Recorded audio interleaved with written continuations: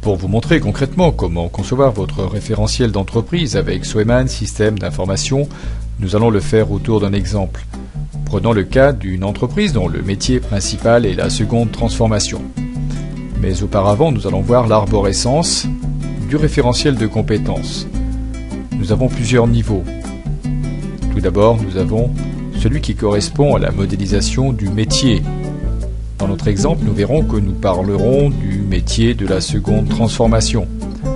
Un métier va se décomposer en différents domaines.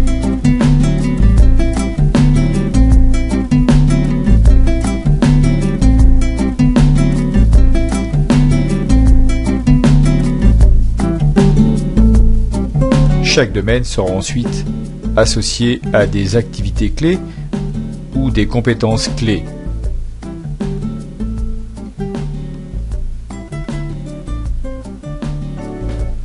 En suivant le référentiel de compétences, nous allons pouvoir définir des critères élémentaires associés à chacune des compétences clés.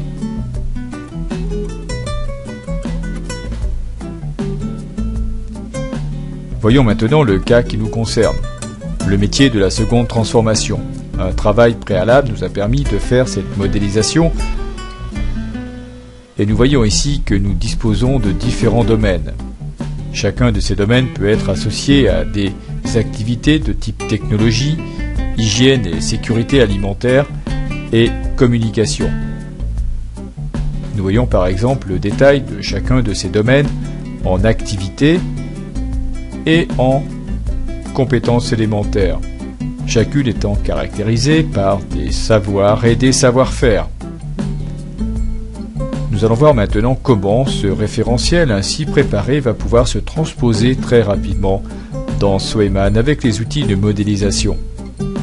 Reprenons par exemple le métier de la seconde transformation et voyons comment nous avons modélisé ce métier, par exemple avec le domaine de la technologie pour la préparation du poste de travail. Nous voyons les différentes activités associées à ce domaine.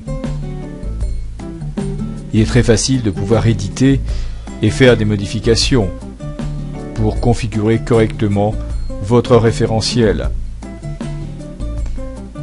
En déclinant ce référentiel, nous allons pouvoir identifier les savoir-faire et les savoirs permettant de caractériser chacune de ces activités.